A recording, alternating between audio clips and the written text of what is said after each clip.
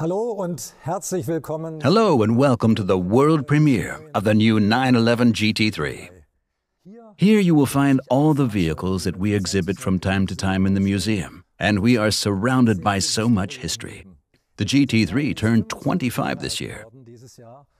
This car was presented in 1999 at the Geneva Motor Show. A legend was born. The race-ready driving machine and the 911 portfolio. Walter Röhrl did a lap on the Nordschleife in it in 8 minutes, even slightly under. The car is a race-capable driving machine with road approval. This was actually the birth of the GT3. The second-generation 996, this car has even more differentiation from the Carrera. Interior revamped accordingly. Lighter seats, an engine that delivers 21 horsepower more and can rev up to 8,200 RPM instead of 7,600.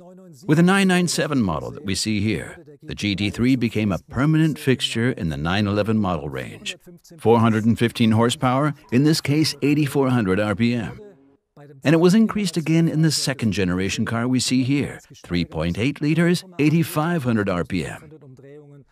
Racing technology wherever you looked. Its own brakes and a lift system for the customer was possible for the first time. This made it possible to lower the car and refine the aerodynamics even further. Getting even faster required the use of technology. The 991 platform gave us every opportunity here. This car was developed with a completely new 3.8-liter direct injection engine. A completely new engine, 9,000 RPM, 475 horsepower, coupled to an ultra-fast shifting PDK gearbox. The sport version was specially tuned for the GT3. With the 991 second generation that we see here, the manual gearbox was back. There was also a touring version for the first time. That is, a GT3 version without a rear wing for the driver. This brings us to the current 992 generation. The GT3 in the 992 version once again offers a quantum leap in technology. Double wishbone front axle, aerodynamics borrowed directly from the racing car, easily recognizable by the swan neck suspension, an even lighter chassis. This car, also available in a touring variant, was the most successful 911 GT3 to date. So much for history, but now we're looking forward to what lies ahead. It was not easy for us to make an almost perfect car even better. That is why we have had an extensive dialogue with our customers, and the result is here, the new 911 GT3.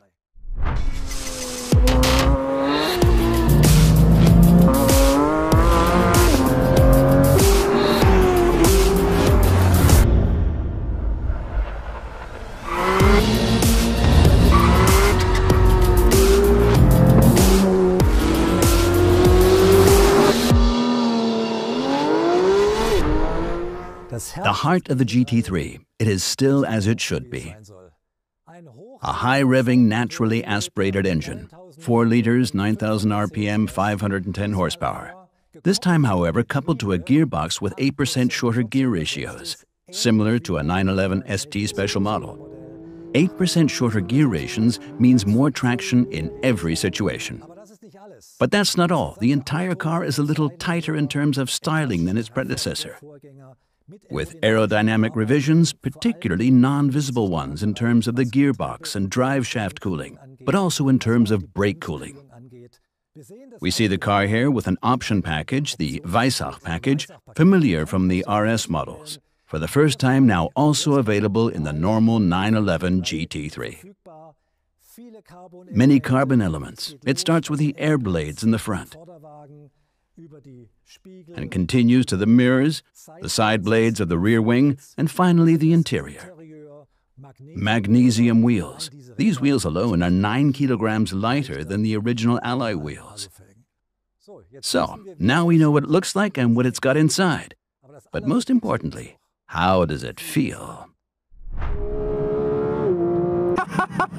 The sound, the driving pleasure.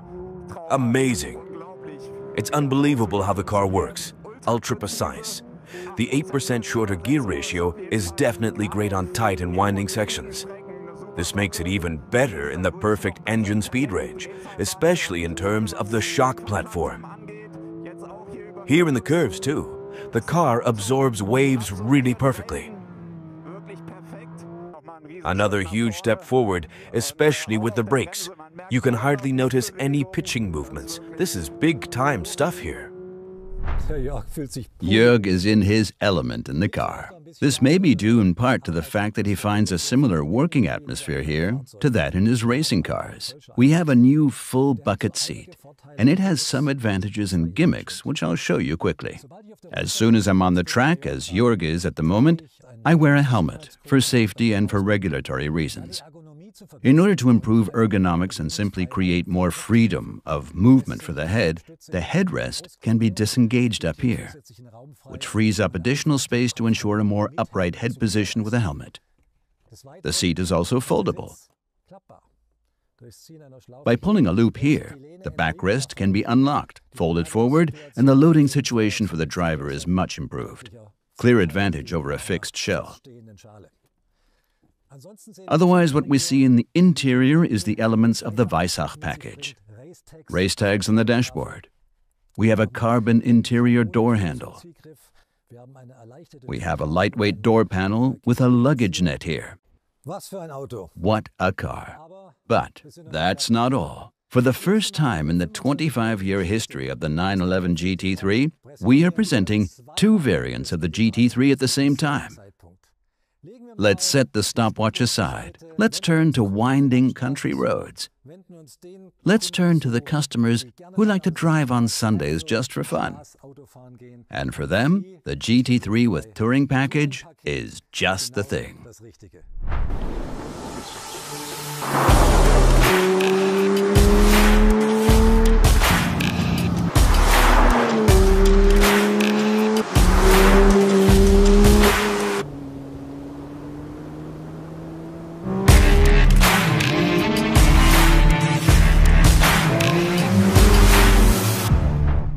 And here the new 911 GT3 with Touring Package, the athlete in pinstripes, so to speak. Slightly more discreet than its winged sibling. It's still just as track-worthy, but this is more of a driver's car.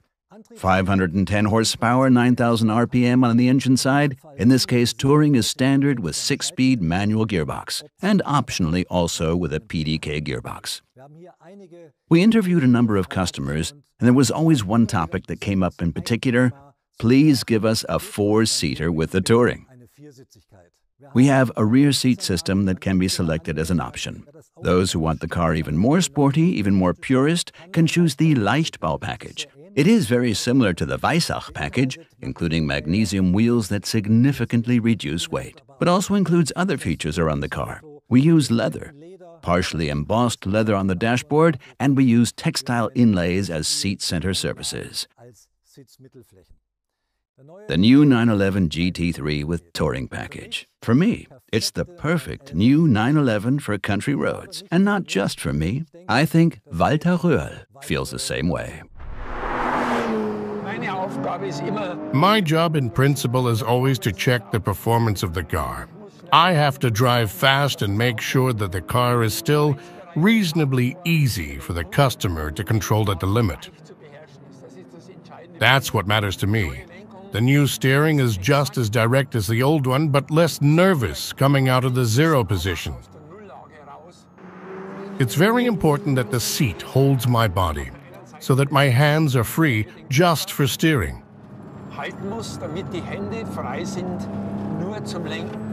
Transplanting these genes from a racing car into a production car, just as you would expect from Porsche. Despite all the regulations that exist, we still have a very compelling sound that just gives me this motivation, that feeling that I am sitting in a racing car, and that just gives me a thrill when I see the tachometer, hear the sound, and that reminds me of my active racing days. Driving a sports car, and on the other hand, a completely normal everyday car. Only Porsche masters this balance, and you can really feel it again with the Touring.